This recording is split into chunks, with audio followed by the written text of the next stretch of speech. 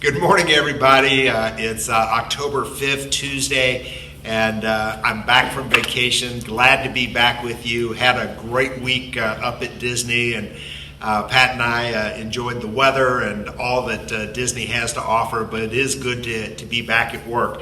I want to just give you a brief COVID update. Our numbers are improving. We believe that we have a handle on the spread of the latest small outbreak. We are on target to reopen, start that process next Monday, the 11th of October. We will have a memo distributed today providing you with an exact information of what's happening in each department.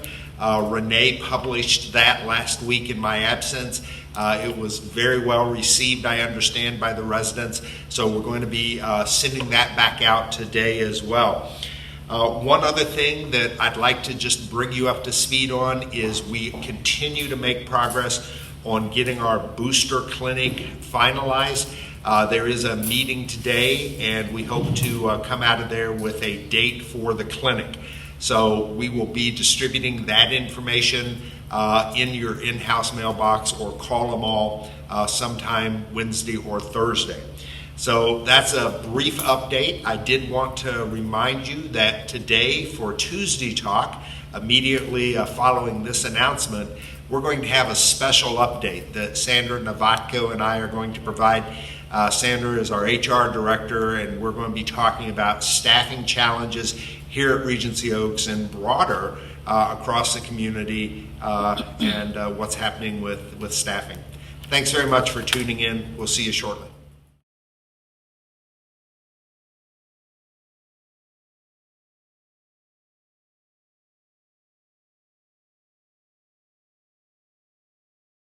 Good morning, everybody. I'm Brent Spence. I'm the Executive Director here at Regency Oaks.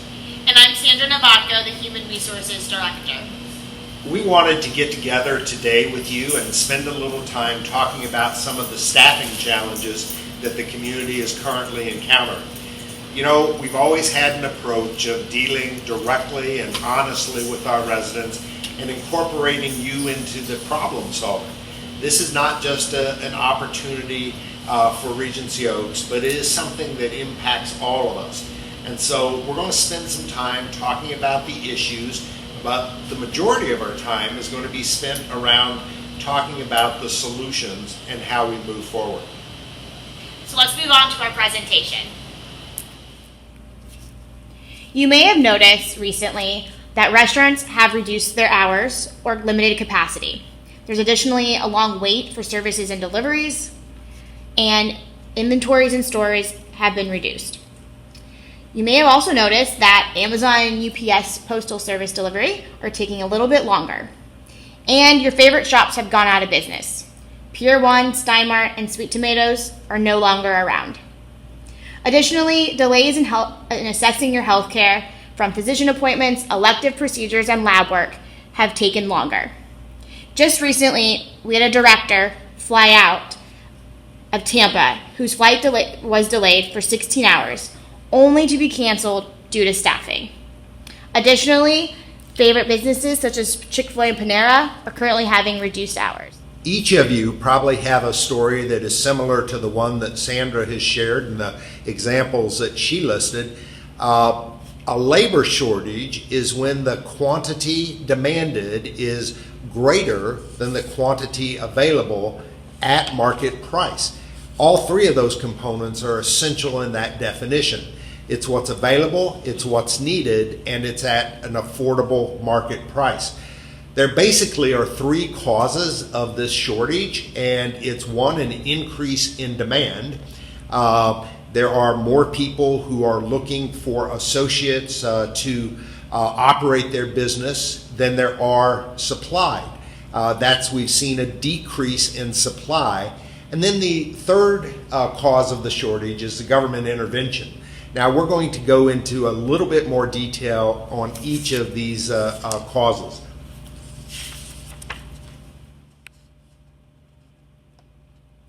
So we have looked at the cause of the shortage, the result of shortage in any market circumstance is scarcity.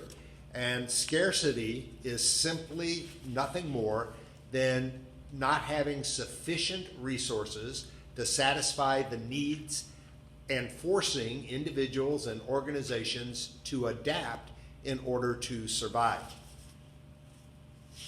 Examples of scarcity that we are currently seeing, global warming and changing weather causes some parts of the world to become drier, as well as cities grow and gain population, they experience congestion because there's a limited supply of roadways.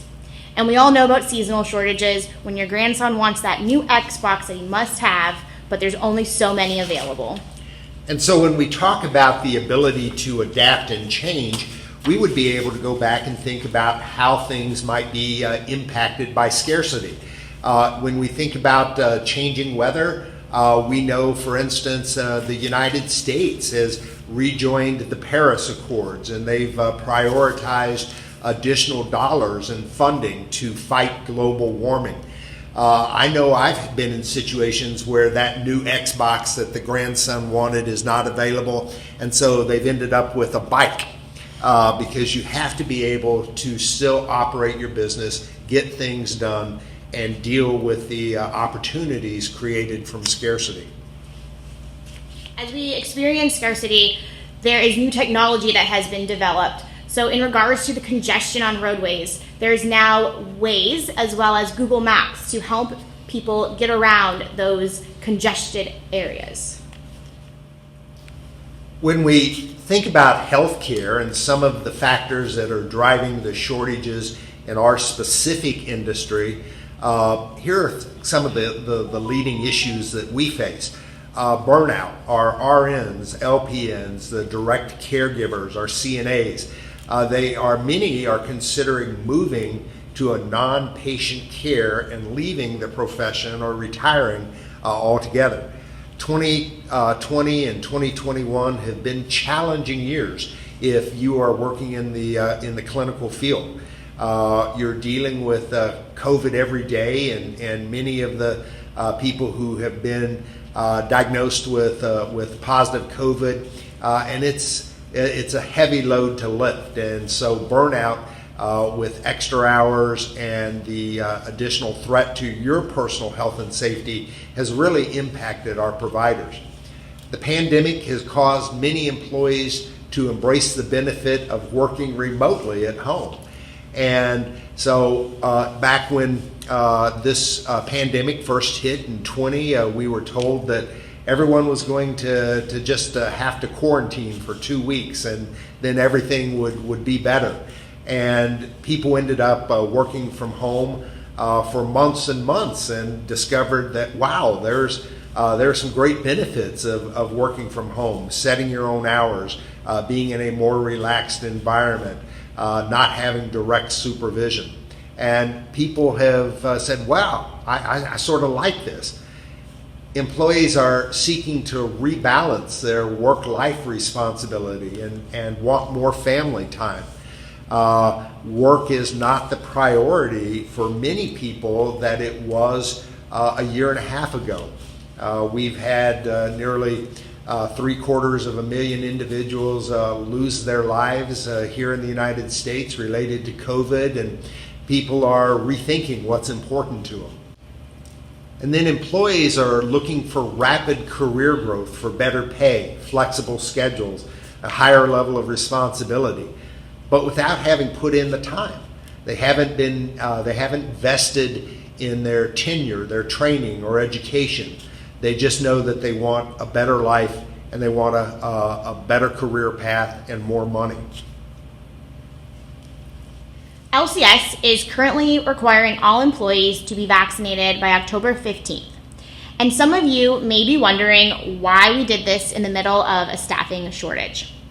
One, it's really the right thing to do, as well as it being federally mandated. But at the end, we are trying to protect the lives of those that we serve here at Regency Oaks.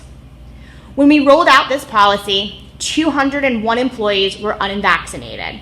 Currently today, we have 87% vaccinated among our employees.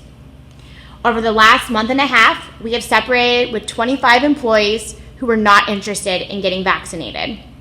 Additionally, we have currently 40 employees in pending, 21 employees are unlikely to get vaccinated, and 19 employees are currently undecided. All right, so job openings are at a record high. There are more jobs available now than at any time in the last decade. If that's the case, why aren't the unemployed Americans filling them? Well, there are many factors at play. The shortage of a willing labor market is due to multiple constraints facing the American job market. Economists say that it's a continuing fear of the virus, limited child care options, an aging population now out of the workforce, expanded unemployment benefits that may be keeping workers from returning to low-paying positions. Factors are at play here. The shortage of a willing labor market is due to multiple constraints facing the American job market.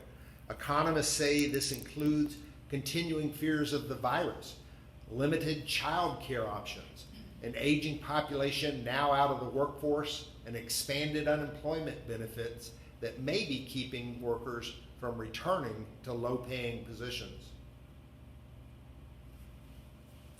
So the last factor we mentioned was government involvement, and one of the things that has happened is companies are now having to outbid the government generosity, the stimulus checks, the unemployment benefits, all the additional family dollars that are available to associates.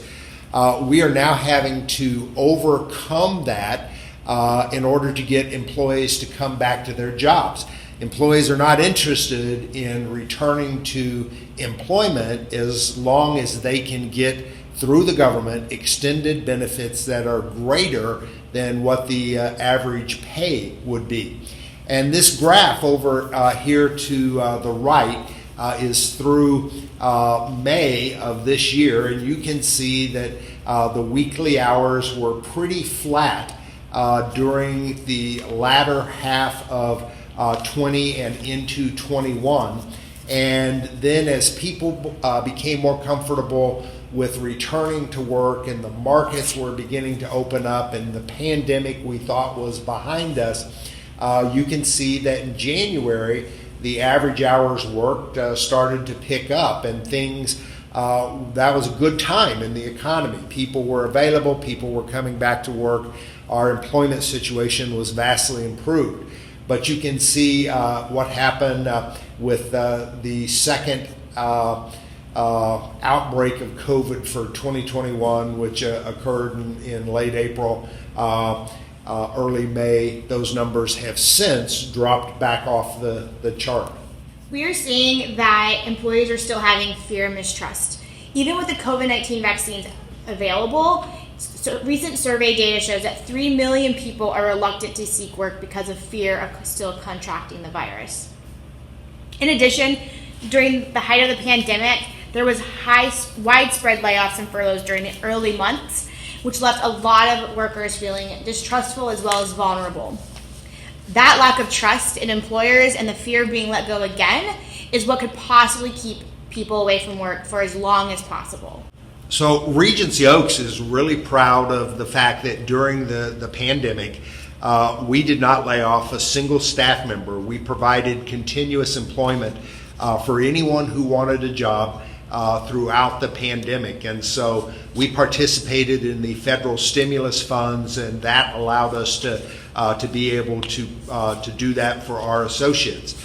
But not everyone was so lucky. Many of the replacement workers that we are seeking today to fill open positions, they have been on unemployment or an extended period of furlough for months. And so the replacement workers who were not a part of the Regency Oaks culture, those are the ones who are really hesitant to come back to work and are dealing the most with this fear and mistrust of what happened to them in a prior employment.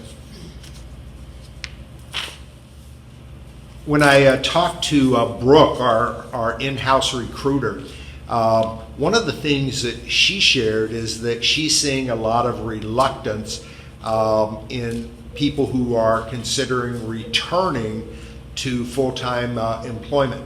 And so this is part of the overall picture as well. People who are considering positions that would return them to in-person work after more than a year being off, they are reporting that the prospect of returning to their desk is provoking anxiety, dread, and even panic rather than relief. And so there's a paradigm shift there where we might anticipate that someone who would say, gosh, I've been unemployed for a year and a half. I'm so excited for the opportunity to get back into the workforce. In fact, that may not be how folks are feeling. In summary, what are we up against? We have the federal stimulus money, Unemployment benefits, the fear of returning to work in group settings, people who are leaving the workforce entirely, the ever-changing wages, and people leaving hospitality and healthcare altogether, as well as the increased cost of childcare and daycare. So on this chart, we're going to start on the right-hand side. Help wanted signs are visible across the economy at a variety of businesses, especially in hospitality, manufacturing, and construction. I'm sure you have probably driven by and seen the help wanted signs outside of Regency Oaks. Everyone is trying to hire enough workers amid an economic rebound, and this is a very daunting task. The pace of hiring cannot keep up with demand. Even though the current unemployment rate of just over 6% remains well above the historical low pre-pandemic levels of 2019. So challenge and opportunities abound, but we're not going to give up. There are things we can do. Things we can do. First, offer higher wages. Currently, we are reviewing the 2022 budget for increasing our wages. However, in 2021, we've had 3 separate wage increases for our employees to maintain retention. Give employment guarantees. We had mentioned that one of the things that separated Regency Oaks from other businesses during the pandemic was our commitment to hold on to our associates. That was a very valuable gift to our associates, and it's helped to build their loyalty and commitment to Regency Oaks. We also think that guarantee that in future difficulties, people who come to work for Regency Oaks are going to feel that same sense that their job is here, it's permanent, and it's guaranteed. Addressing the loss of working women. During the height of the pandemic, many women were pulled out of work due to childcare issues and lack of options available in the workforce. Currently, women are coming back to work and looking for additional opportunities that will give them the flexibility with their home life. And then finally is, yes, there is an understanding that employees may be discomfortable in returning to in-person work, but being empathetic in our approach and assisting with a transition that is built upon baby steps will help individuals return to work and go through that transition with a higher level of comfort and security. So what Sandra and I really wanted to share this morning, the last piece of the puzzle is, okay, we've got a problem, we're all in this together, we're going to have a solution, and that's where our focus is on what are we doing to get beyond this and to get back to where we're able to operate our business as our residents expect with a close to full employment and be able to deliver on our commitments that we've made to residents. The first one is recruiting. We started with adding in-house recruiter. Brooke has been with us here for a couple of months, and she is doing just an outstanding job in driving the flow of new applicants through our door. We've almost tripled our recruiting budget to attract more candidates. We've sponsored ads on Indeed to increase exposure to candidates, as well as a couple of other job source exposures. We're advertising our community on Facebook, our Instagram page. We're using like and share program. Prizes are given to employees for sharing employment posts. We've increased recruiting hours. Recruiter is now going to area schools throughout the area. They're promoting Regency Oaks, our work environment, our flexible hours, scholarship awarded by our residents, paid training promotions, holiday bonuses, our resident gift fund, hours worked being conducive to school and sports. We're very flexible. We can provide early employment. These our young kids servers. They come in at 4:30. They're home by 7:30. They can pick the days that they're going to choose. That flexibility in scheduling is important for high school kids who are still focusing on education. Also, when an applicant comes on campus, we have immediate open interviews during business hours. We do not let a future employee leave the campus without meeting with a manager. We are also using additional new methods and technology to find employees, from referral cards from current employees, as well as texting and giving additional bonuses.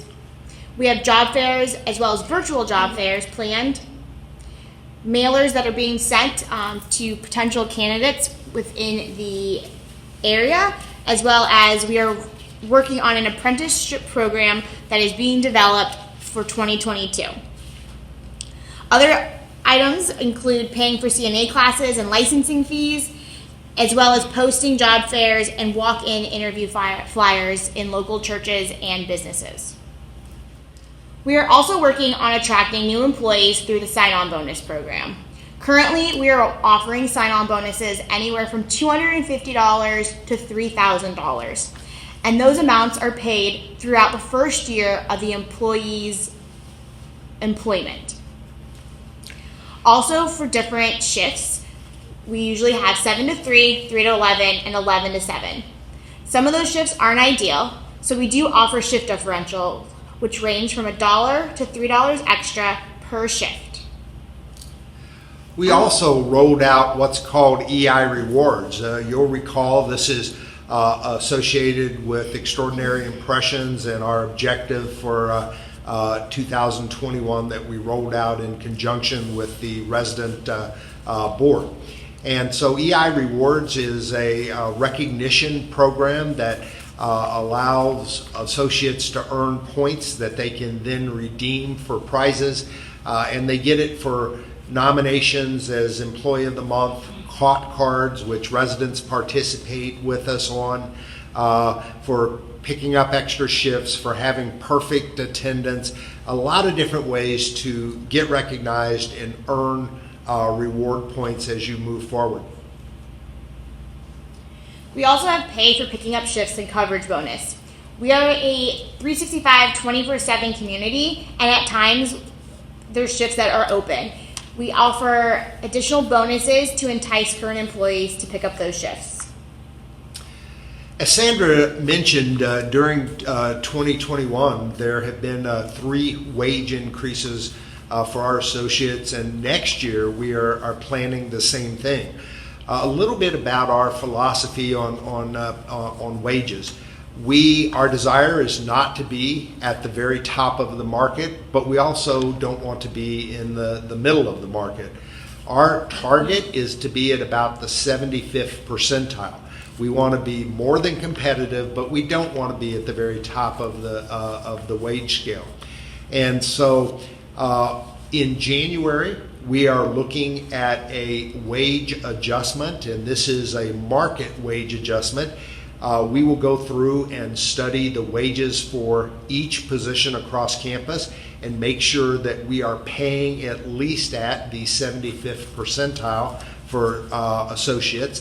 And then in March, we will have the annual increase and it's merit-based, so the greater your performance and contribution, the more potential increase you can earn. And then in September of 2022, there will be a minimum wage increase because the minimum wage in our state is going up from $10 to $11 an hour.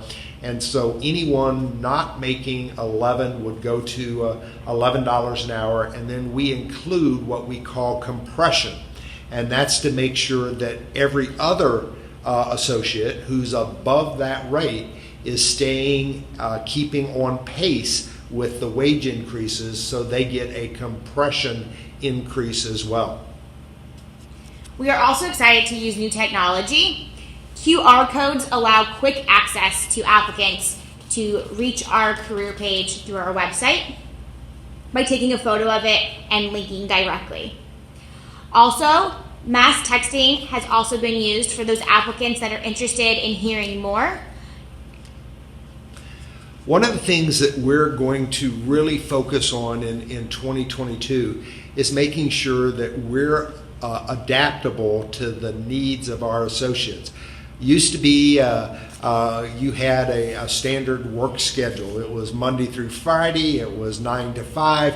You took your break at 12. If you needed to get a time to go see a physician, you sort of had to work within your time schedule at work.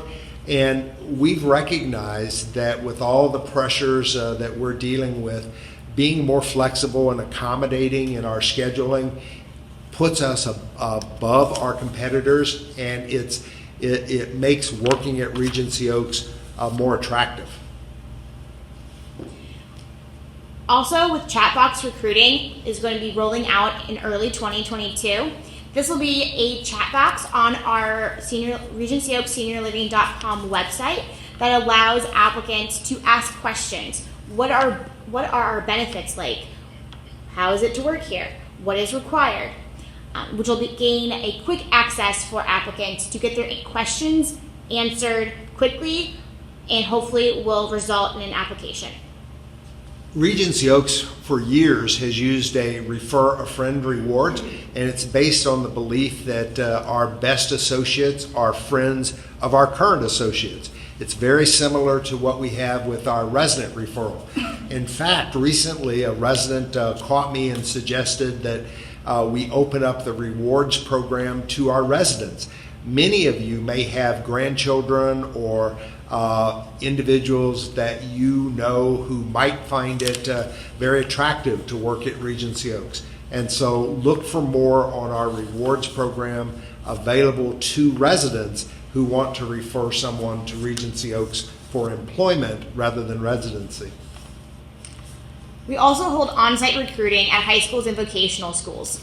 Although we are back and forth with an open-shut process, we have moved this more to a virtual process and doing after-school virtual meetings with potential applicants that are interested in Regency Oaks Senior Living. And so beyond the generous contributions that our residents make in the scholarship funds and those annual distributions, Regency Oaks has expanded on our internal scholarship funds that are available for associates who want to go back to school, go and seek a technical degree, get additional training to help support their career growth. That's important in making sure that people have the opportunity to see a way forward and build upon a career. And so we've doubled our commitment to make sure that we can accomplish that. And then one last thing before we close out. Residents often ask me, what can I do to help? I want to get involved. I'm a part of this community. I live here, it's my home, and when things are tough, I want to be a part of the solution. And so one of our sister communities introduced the idea of residents volunteering and participating. Right here at Regency Oaks, we know that there are many residents who volunteer outside the community. They are candy stripers or transportation assistants at the hospital. They donate their work to hospice. They participate down at the YMCA and other senior centers, leading activities and events. And so we are going to be rolling out an opportunity for our residents who desire to volunteer, opportunities to do that right here at Regency Oaks. And it can be anything from meeting and greeting residents, assisting in our dining rooms, holding hands for those individuals who need some assistance or reassurance, friendly visiting, many opportunities to help participate and feel like you too are contributing and helping us to get through this difficult period. So look for more opportunities there and information coming in a very short period. Okay, so that concludes our presentation. We hope that you have found it informative. We wanted to make sure that you were aware of some of the challenges that we were facing and what our plan was to deal with them. It is going to get a little worse before it gets better. That's just the situation we find ourselves in. Last week we had 8 new hires in our orientation program. This week we have 4, and so new hires are coming in and we are replacing them.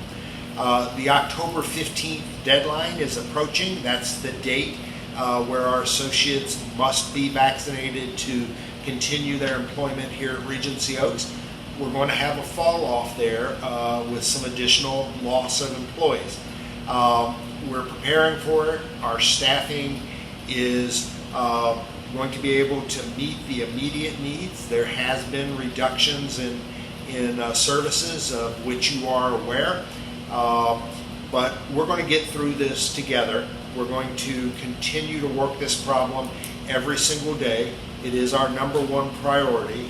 The entire team is focused on working our way through and getting to the other side and returning to full staffing. Thank you very much for participating today. And if you have any additional feedback or suggestions, we are open to hearing them. Please come let us know. Thank you. Thank you.